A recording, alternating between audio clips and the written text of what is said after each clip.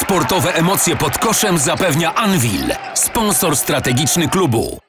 Nowy zespół, nowi zawodnicy. Jedna z nowych postaci dzisiaj w pierwszym wywiadzie w sezonie 2025-2026. Witam serdecznie, Isaiah Musius. Am I correct? Yes. Dzień dobry. Dzień dobry. Dzień dobry. Dzień dobry. Jak Jak się się masz? O, brawo, brawo. Dobrze? Dobrze? Dobrze. U mnie dobrze, a u Ciebie? I'm not getting that close, but I'm getting there. I'm getting there. Asking about you. It's getting close. Asking It's about getting you. close. I'm fine. What about you? Dobrze. Dobrze. Okay. A few words about Polish right now, because it's a typical question. How's the Polish learning process seems right now? But we can reveal to the fans that you are really practicing our language. Yeah. I mean, every day, every week, actually, I've been practicing a little bit of Polish with our physios. So each time I'm getting taped, I have a new word that I have to learn. And it's been fun learning new words and kind of being able to interact with people in the city when I go to like restaurants and being able to ask for something. It's been really good. So, I really try to, really immerse myself in the culture when I'm here and not just make it about basketball because, it's a part of my day. And I feel like, if I'm somewhere, I want to make sure I'm, really enjoying my time here. And I think that's one way that I do it. When were you in Hungary or earlier in Israel or in Sweden? Were you learning those languages as well? A little bit. I would try here and there. I didn't have people that I could really talk to all the time. So when I first got here and when I was getting taped for the first time, they were like, hey, do you want to learn some Polish? And I was like, sure. So, they made it kind of like a little lesson for me each day and each week. So, I want to start this time and then hopefully by the time I get to the end of the season, I can have some full conversations with people. Okay. Is it also some kind of matter of, respecting culture or something? Yeah, for sure. I think, when you're coming to another country, I'm not from here. So I think it's a big respect to make sure that, I don't just make it about myself or where I'm from. Like I'm in Poland. So, learning their culture, learning their languages, I think is just a big sign of respect and understanding that, hey, sometimes people will go out of their way to speak English for me. So I should be able to go out of my way to learn Polish and be able to speak Polish to communicate with others as well. That's about communication. Let's stick to it for more second. What about your surname? We were talking a bit before the interview. Yeah. For me, it sounds more like Lithuanian. I also told you, but you replied that it's more like Greek. Yeah, Greek. From what people have been telling me every time they ask me about my last name, they said it has a Greek meaning. So I got to do some research into it. I got to look into it a little bit more. And try to find the origins. So hopefully I can come back to you guys with some answers about, where my last name comes from and see, how deep it goes and how far the history goes back.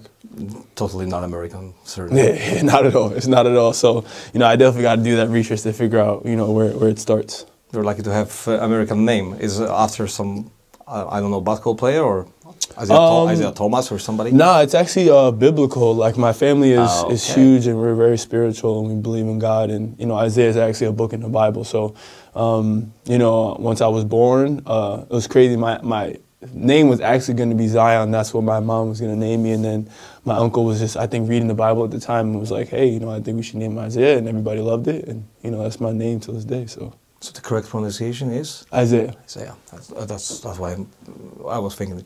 Okay, so Isaiah, tell something about you, about your origins, maybe basketball origins, basketball beginnings. Let's let us get to know you. Yeah, started playing basketball when I was young. I'd probably say, maybe like 5 or 6 years old. My dad played a little bit of basketball when he was growing up. No, I just played in college, played a little bit of Division II college, played in high school, was really athletic and played really well. So, he put the basketball in my hand at a young age and, kind of just let me, pick my sport. I played basketball, did soccer, did a little bit of baseball, played American football. So I did a bunch of different sports growing up and I kind of just gravitated towards basketball. And, really started to take it serious as I got older. So from probably like 6 to 11, 12 years old, I was running all over the country, playing basketball, traveling with my dad and my teammates and just kind of, having fun with the game. And then once I got to 12 years old, 12 to probably 13, 14, that's when I kind of started taking it really serious and training every single day and putting in the hours to, kind of get myself to, really get good at the sport. Got to high school, went to actually, craziest thing is So when I was 14, I actually went away to school. So I went to boarding school, which, you know, was really obviously a different thing than what a lot of kids in New York would do. Usually you stay kind of in the city and you kind of go to schools in the city. But, you know, for us and my family academically and just, you know, kind of maturing as a man, we decided to, you know, go to boarding school in Boston. And it really helped me in terms of like just my development as a human being, but also just, you know, seeing something different. Like, you know. What do you mean? Like just. I understand. What do you mean exactly?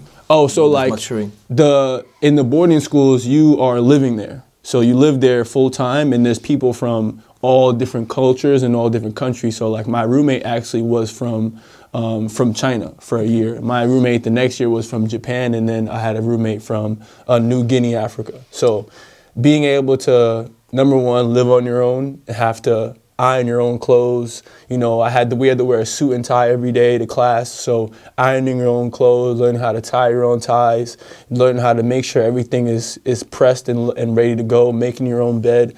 Just small things that, you know, some people wouldn't think of, but over time, you know, those are habits that you build as a human being that, you know, kind of create your character. You know, we made that decision, and it was probably one of the best decisions I feel like I've made because, you know, I think till this day, I think I carry those traits and habits from what I learned when I was a little kid to, you know, now as a grown adult. So let's jump from that moment to till right now, because you said something about creating character. Do you think this helped you a lot? Yeah, huge. I think it's, you know, just allowed me to be open. You know, understanding like how different walks of life and how other people, you know, live. I think being in that space of boarding school and being around so many different people, now when I do come to different countries, right, I'm understanding of like, hey, this is their country, this is, you know, and understanding like, yo, their culture is totally different than yours, and, you know, let's learn about it. Let's understand what they do. Let's try their new food. Let's go. Just trying to learn it. Yeah, Polish. yeah. Try to learn Polish. You know, so it's really allowed my mind and my character to understand like people are so different and we can all connect in all different ways. But you got to be open and understanding and have fun with it. So you know, it's been great. It's allowed me to, you know, create so many new relationships and connections with people that I would have never ever met in my life had I stayed just in New York City. And so I'm thankful for, you know, the opportunity that my mom and dad decided to, you know, let their 14-year-old son go all the way to boarding school. Yeah. I know that was tough for them, but I know we always talk about it when I get home of like, man, that was probably one of the best decisions we made as a family. And you know, a lot of my family members as well kind of followed after me, and we all went to boarding school, and it kind of changed our mindset about how we see the world differently. So, was your father the first role model? I think my dad. My dad is probably my first role model. Like he's kind of paved the way for me, and has been someone who just is just for me like the definition of like a great father. Like he there's nothing that he feel like he can't answer. Like anybody in my family, when it comes to friends, when it comes to just people that, you know, he meets, like he's always someone who can always help. Like he's gonna find, if he doesn't have the immediate answer for you, he's gonna have the answer or have someone who can give you the answer. So, you know, his ability to just help others and go out of his way and never say no, even, you know, when it's tough, he finds a way, has always inspired me to like, you know, it's never a bad way. Like you can always find a way regardless of if you feel like there's a wall. So, you know, definitely he's been a role model for me for a long time. So. You've got younger brother? Yeah, I actually got a younger brother. He just started his freshman year in college. He's playing at Eastern Florida College now. And he's 20 and playing basketball too, so, you know, definitely excited for him. That's what I know about the facts, but yeah. The question is it you who are a role model for him? Yeah.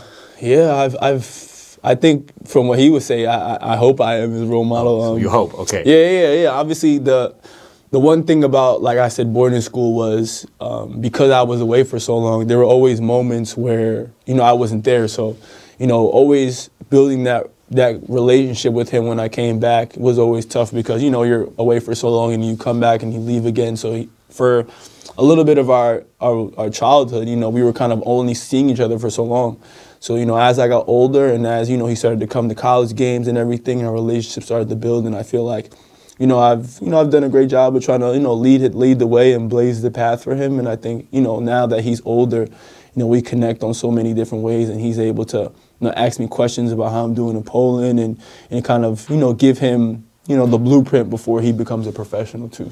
So he's about to start his first season in the NCAA? Yeah, freshman year. I'm excited for him. I know this is going to be a new journey for him, and obviously, with new things comes change and adapting and being able to, overcome some difficulties. But I know that he's gonna be super prepared for it, because I think we've had a lot of conversations this last summer. We trained a lot with our trainers and had some really good conversations just about how to be prepared, and I think he's going to be really ready for his journey. Watching his games? Yeah, I'm going to be watching a lot of his games. Time difference can be a problematic situation. That's going to be a tough one. I ain't going to stay up too late, but, I'm going to make sure that I, watch a couple of games on my off days and, make sure I'm supporting him. We need to hide this fragment with the coach, because, if he finds out that she won't be sleeping at night. Hey, listen, I think if I make sure we get these wins and I'm up watching a couple of games, I think he won't be too mad. It'll be kind of like extra film, I would say. Is your family watching you right now? Yeah, they've been huge and supportive. They're actually gonna come visit Poland actually at the end of October. Really? Yeah. So I have like a big group of a big group. It'll be my parents, and then like a couple of my uncles and aunts will come. So I think it's about like 8 to 10 people who are gonna come to Poland. Yeah. So I mean, that's been, I think, the beauty of what my job and what I do is, allowing the people I love to kind of see things that they would never see, experience things that they would never experience. And I think I embrace that ability to do that, and it's been fun, like having them come here and being able to watch a game, being able to have them in the crowd, cheering with the fans. I think, that means more than anything in the world to me, of seeing them in the stands and having them experience this. In this sense, are you kind of a person who are a journeyman or somebody like this, who likes to travel and, using the situation, using the fact that you are a basketball player and you can be, you don't have to, but you can be every single season somewhere else. Yeah. Also visit something, see something.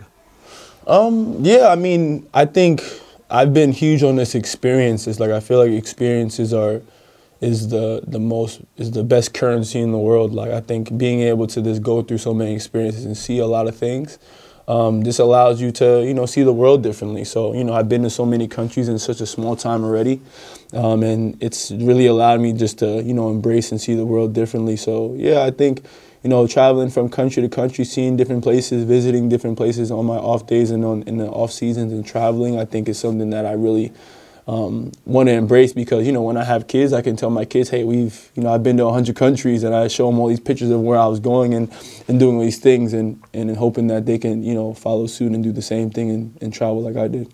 Did you have any opportunity to go somewhere in Poland?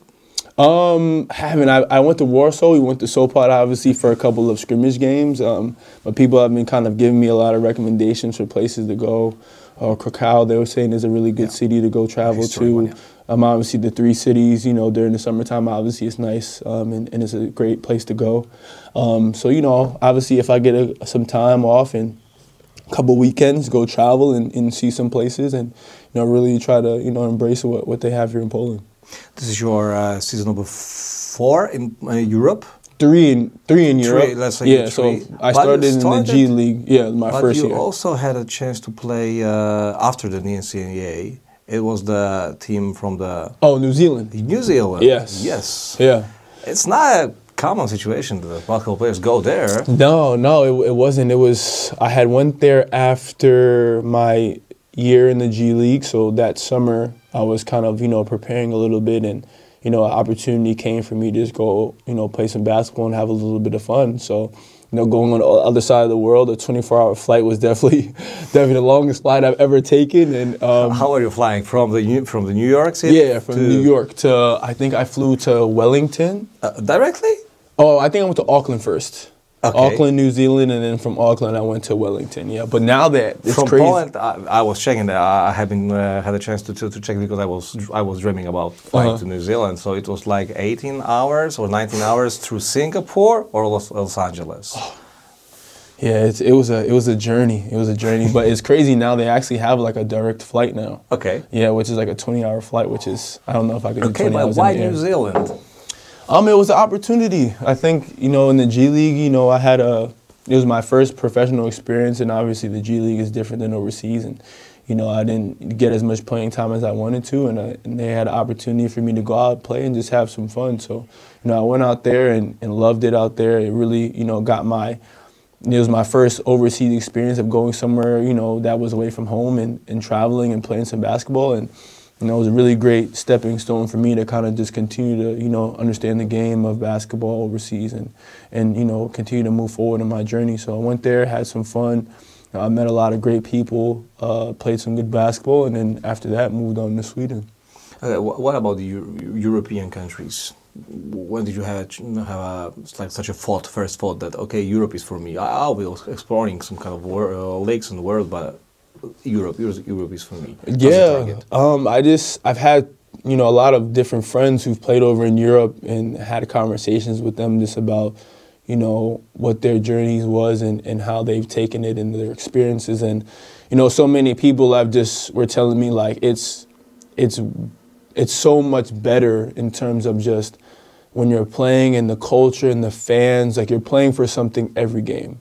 Like sometimes when you're in the NBA, you're playing 82 games. So it's hard to, you know, go out on game 50 and have a meaning. But out here, it's like every single game matters. The fans are cheering for you every single game, right? So that level of intensity for me, I think, like, just allows you to keep the fire in you about the game. And I think I love that ability to play for something each and every moment. Like, I think it's special. And, you know, when you come to clubs like Anvil, it's like the fans are like players just like you. Like they're that sixth man on the court with you, and you have something to play for, and you know you want to make them happy each and every chance you get. You know, so you know it's important. I think that really sold me about coming over here, and you know every single club I've gone to, you know I've been able to feel that energy, and even when I play against different clubs, like you feel that energy of the fans, and it's something that like you can't explain to people unless like they're actually there. So, you know, I think that sold me, and, you know, I never looked back, and I've loved playing over here ever since.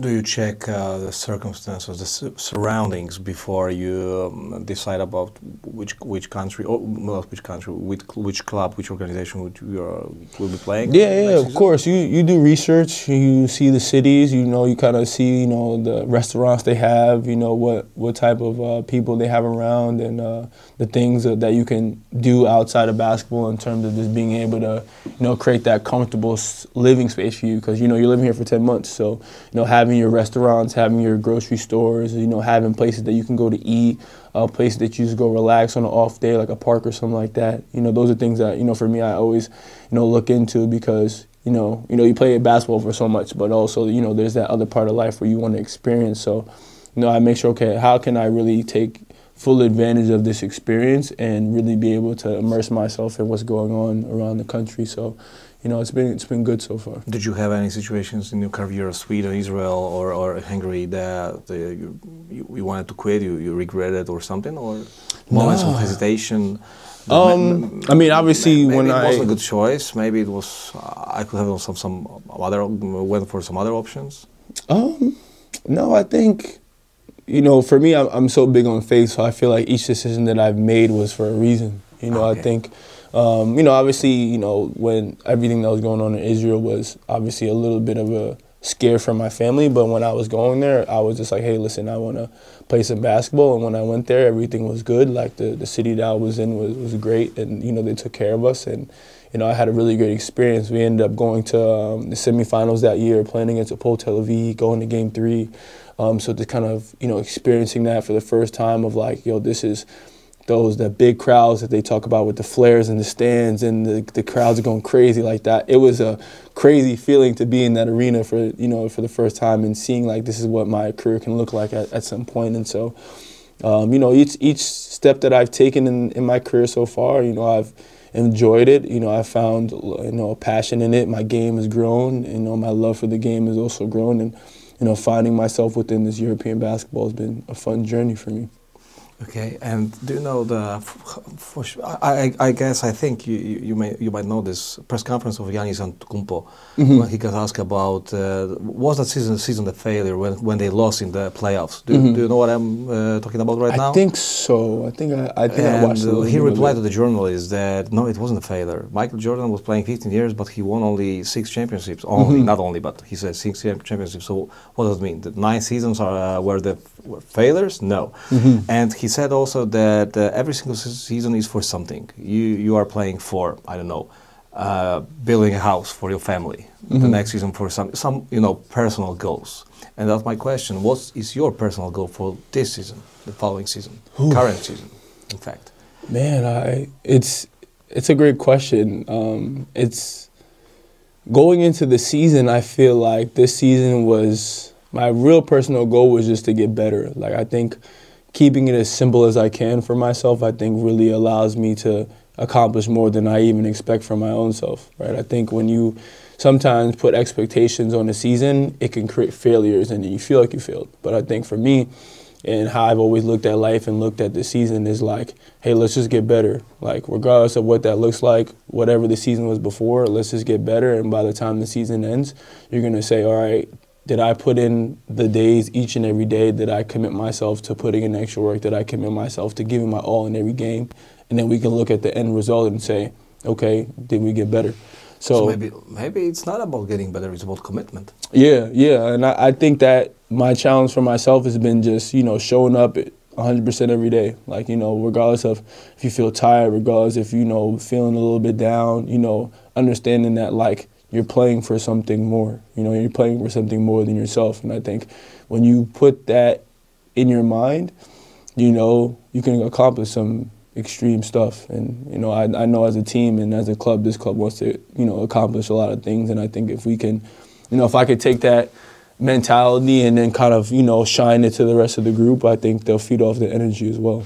How much disappointed were you about yourself when you got ejected? Oh, definitely disappointed. It's definitely it's tough when you let your emotions kind of get the best of you. You're in the heat of the moment. Things that happen. There's a lot of, bickering back and forth and pushing back and forth. And so when it happened, I went back to the locker room and I was just frustrated because I was just like, I could have controlled that. I could have allowed myself to be like, let him push you, let him do whatever, and just, show it on the other end, go get a bucket or go get a good defensive stop and let that energy, flow the correct way. And so, I had to make sure that the fans and my teammates and everybody understood how, sorry I was. And, the next game came out and we got a win and made sure that I, changed that. And life is all about how you respond to things sometimes, right? It's not always about the mistakes of it and you're going to fall. Like everybody in the world is going to fall at some point. People are going to make mistakes and you're going to fall on your butt. But can you get back up and be stronger than you were when you fell?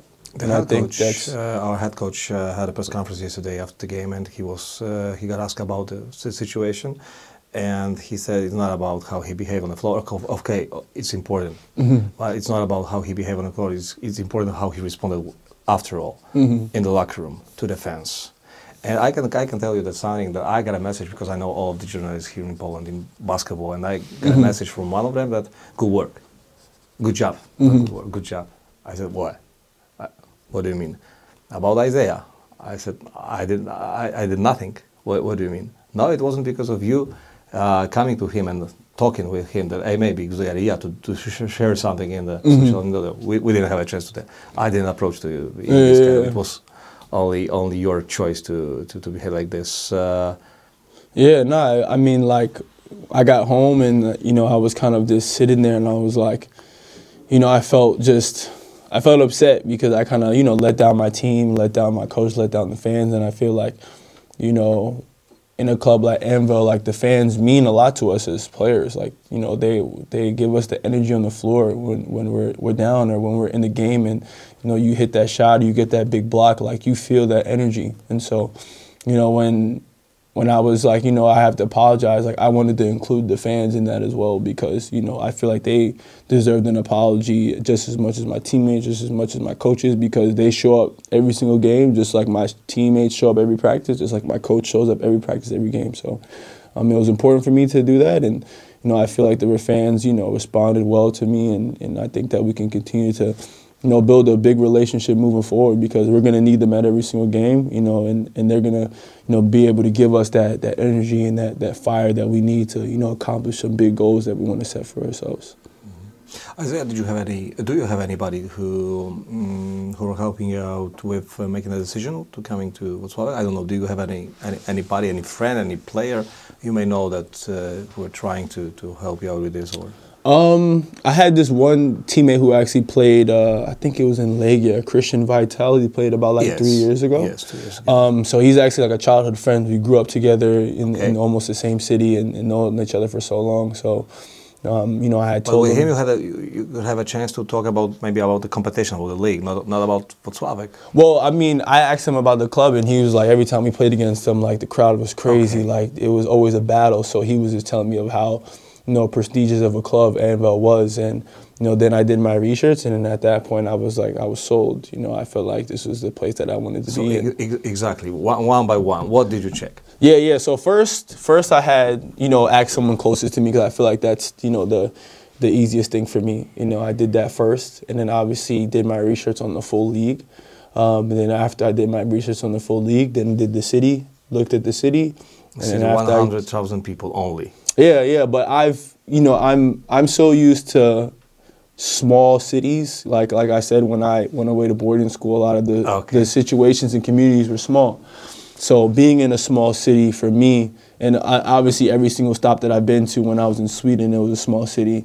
Hungary was a small city. My city in Israel was a small city. So all the stops that I've been to were all small cities. So, you know, for me, small cities is quiet. You get to, you know, come in and really, you know, sometimes when you're in a big city, there's so much stuff to do that you don't really get to have those like one-on-one relationships with people sometimes, because like you're always moving, you're doing this. But when you're in the small cities, like those conversations with people at the grocery store are a little bit longer. You know, the conversations with people who are, you know, crossing by are a little bit longer, and you're going to get to know people a little bit more. So, you know, I kind of love that aspect of building those relationships and getting to know people on a little bit of a level. Obviously, you know, at some point in my career, I'll probably be in a big city, but, you know, small cities has been something that I've enjoyed since I've been playing basketball so far.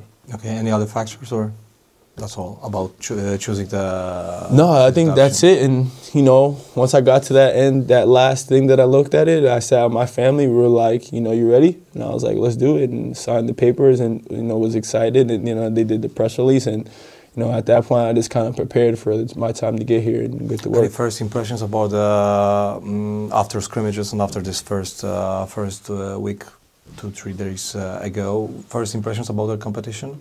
It's high level. It's high level. You know, it's night in and night out. You know, you're gonna get someone's gonna try to come and beat you on your home floor, and they're gonna really give you your all. And I think that really, you know, builds character in terms of a basketball player. Like, there's not going to be a night off. Like, each night you're going to have to really bring your best game. Can you feel it right now that you are on, let's say, a higher level than it was Hungary or something else? For sure. Yeah, for sure. I feel like, you know, including in the FIBA Euro Cup now that we're playing in, and definitely, you know, excited for that. The Polish League as well. Like, I feel like as an all-around league, you know, some of the other leagues, it's like top heavy, where you have like 2 or 3 teams who are really good, and then the bottom half is like, all right, it's, you know, here and there. So I feel like with this league, like, I feel like every single game is going to be a battle. You know, I really like that feeling of like, regardless of, you know, what night it is, like, you got to bring an A game. You can't come out here and try to just cakewalk or be lackadaisical. You got to really come out and, you know, play hard. So, you know, I love that, and I'm excited for the league and to really get started and keep moving. One more question about choosing Anwil and that moment in July. It was July, I guess. Did you check our roster when you were about to sign a deal? A little bit. Current at that moment? Yeah. So it's funny. The one thing that I didn't. To say. Yeah. The one thing that I think I don't know if Eric had signed before me. Yeah, 2 weeks before. 2 weeks before. Yeah. So I was looking at it a little bit, but I didn't see it. So then when I signed, I was like, cool. And then as soon as I signed, my old teammates from Hungary were like, yo, like, y'all, you and Eric are on the same team. It was funny because me and him had played in the quarterfinals. In the quarterfinals against each other, and that was like my rival. Like, me and him were butting heads every game. Head to head? Yeah. Head to head? Yeah, because that was position. Because obviously I was playing a little bit of the 3 and the 4, and he was, you know, playing a little bit of those as well. So we were guarding each other like for you know, most of the game. I guess he beat you. They beat us. They beat us. But not they. I mean individually or not. There were a couple games. There were a couple games that I got him. There was a couple games I got him, but you know, he was a couple games where he, you know, he got the best of me, and obviously his team ended up winning. But you know, it was crazy. Like everybody and all my teammates were like, you guys were like literally like rivals and hated each other. Now you guys are best friends, and now he's my locker roommate now. Like we're next to each other, and you know, I talk to him all day. So you know, it was definitely cool, and knowing that, like, you know, he's going to bring his best every day. Like, competing against someone like that and knowing that they're going to fight and really, you know, have some grit each and every day on the floor. You know, once I saw he signed, I was like, all right, we're going to be good. Like, I know I got this guy. So you signed a deal you didn't know about this? I didn't know at first. Yeah, I didn't know. Who was the first guy who called? You called him or he called you?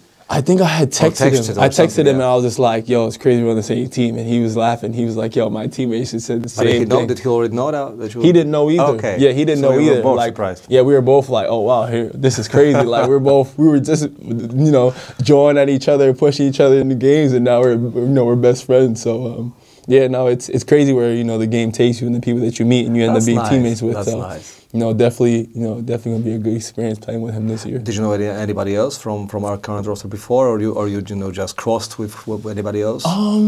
No, I didn't know anybody else. I mean, some of my old teammates that I had played with had told me how really good of a point guard Elvar was, and just like how how he's gone to so many different places and, you know, has really been, you know, a really standout point guard in Europe. So, you know, once, you know, I heard he signed, I was excited to, you know, play with someone with such prestige and, you know, someone who's, you know, been well traveled. And then obviously when AJ signed, I know that was a huge signing, and a lot of, you know, my old teammates and a lot of people that I, you know play overseas were like, yo, he's a vet. He's played over here for a long time and played at the highest levels, and having someone like that to be able to kind of learn from and you know, hear stories about where he's played from and get that ability to, you know, just prepare myself for the next levels of my career has been, you know, been great so far. And he's been a really, really good, you know, vet for me of, you know, teaching me and teaching me the ropes of the game over here. Okay.